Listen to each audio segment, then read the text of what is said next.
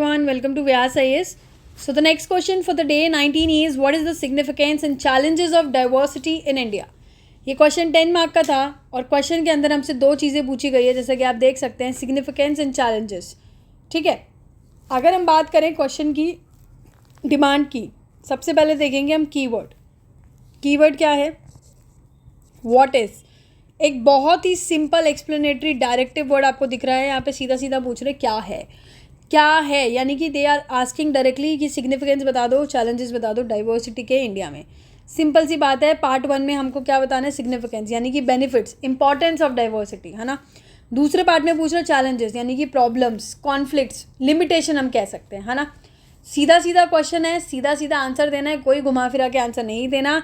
Start कर दो, पहले इंडिया की डाइवर्सिटी के बारे में लिख दो पहली लाइन में कि जैसे India is a land of immense diversity. चाहे हम रिलीजियस की बात करें, लिंग्विस्टिक की बात करें, कल्चरल की बात करें, है ना, एथनिक की बात करें, सीधा सीधा एक लाइन में लिख दो, लिंग्विस्टिक, एथनिक, है ना, कल्चरल, रिलीजन, इस तरीके से बता दो.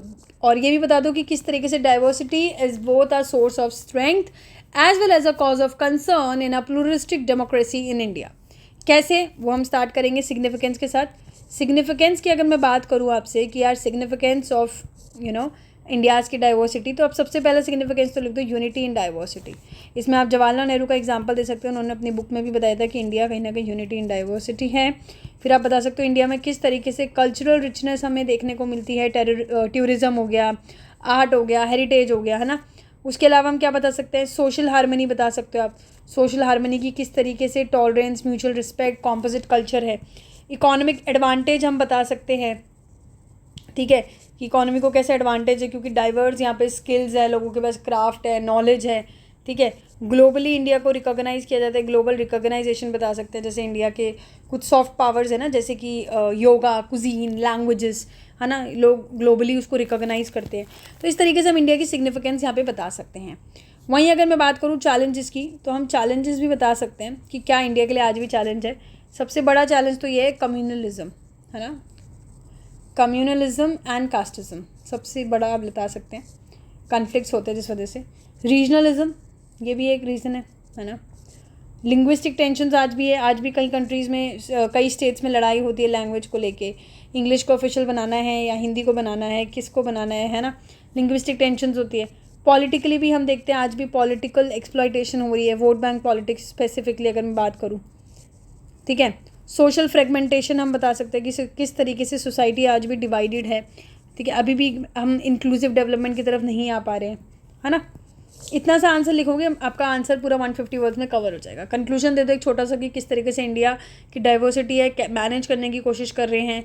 ठीक है, कि यूनिटी भी रहे और जो चैलेंजेस है उसको हम पूरे भी कर सकें. ठीक है, डेटा की अगर मैं बात करूँ तो डेटा आप इंट्रोडक्शन में भी दे सकते थे कि इंडिया के अंदर जैसे आप बता सकते हो कि 22 ऑफिशियल लैंग्वेजेस है, बट 19,500 प्लस लैंग्वेजेस और डायलेक्ट्स है जो इंडिया में बोले जाते हैं.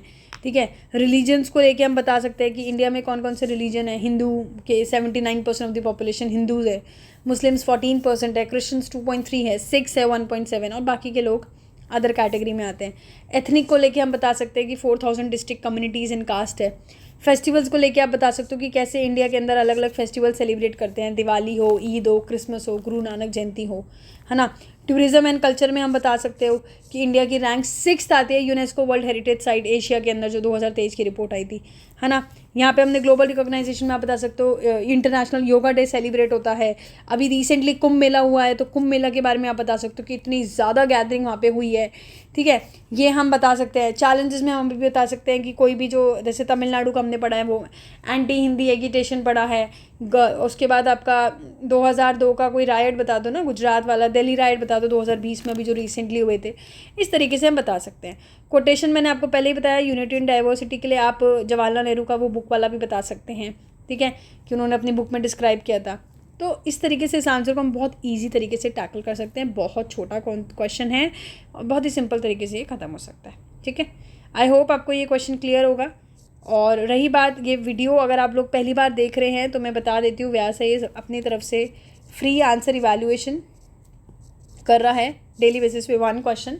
जो क्वेश्चंस हम प्रोवाइड करते हैं टेलीग्राम पे ये चल रहा है. ठीक है, आप लोग भी लिख सकते हैं आंसर्स, स्पेशली ये 2026, 27, 28 वाले एस्पिरेंट्स के लिए, क्योंकि 2027 वाले एस्पिरेंट्स को तो अभी पेपर देना है, तो एक क्वेश्चन से उनका कुछ नहीं होगा, राइट।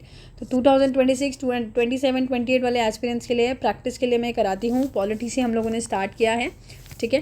क्लास वाइज हम लोग क्वेश्चंस ले रहे हैं और इवैल्यूएशन आपको इसमें साथ में मिलता है। इवैल्यूएशन के साथ साथ एक ये वीडियो मिल जाती है, उसमें पूरा क्वेश्चन समझा दिया जाता है मॉडल आंसर के तौर पे, ठीक है। एंड अगर उसके अलावा आपको चाहिए कि यार एक से ज़्यादा आंसर्स लिखने हैं, तो हमारे पास एक अनलिमिटेड आंसर राइटिंग का प्लान भी है, जो कि ऑनलाइन मोड में भी रहता है, ऑफलाइन मोड में भी रहता है। अनलिमिटेड आंसर राइटिंग, जिसका मतलब नाम से समझ आ गया होगा कि अनलिमिटेड आंसर्स आप लिख सकते हैं, कितने भी आंसर्स डेली बेसिस पे लिखिए। इवैल्यूएशन कराइए within 24 hours, okay. Evaluation within 24 hours. Mentorship इसमें रहती है, मेंटर से आप बात कर सकते हैं डायरेक्टली। और इसमें क्वेश्चंस कहाँ से लिख सकते हैं आप? हमारे वाले क्वेश्चंस नहीं, बल्कि PYQ भी लिख सकते हैं, हमसे भी क्वेश्चन ले सकते हैं, ठीक है। हमारे थ्रू भी क्वेश्चन ले सकते हैं फ्रॉम अस। और साथ में अगर आपको कोई भी इंस्टीट्यूट की टेस्ट सीरीज़, मान लेते हैं आपके फ्रेंड ने कोई इंस्टीट्यूट की टेस्ट सीरीज़ ज्वाइन कर ली और आपको वो टेस्ट लिखना है, तो वो भी टेस्ट सीरीज़ आप हमारे इंस्टीट्यूट में लिख के चेक करा सकते हैं, ठीक है। ये फ्लेक्सिबिलिटी इसमें रहती है। इसकी मोर डिटेल्स के लिए आप लोग हमें व्हाट्सएप पे कांटेक्ट कर सकते हैं। व्हाट्सएप का नंबर आई होप आप लोगों के पास होगा, बट स्टिल जो लोग नए हैं वो इस नंबर पर व्हाट्सएप कर सकते हैं।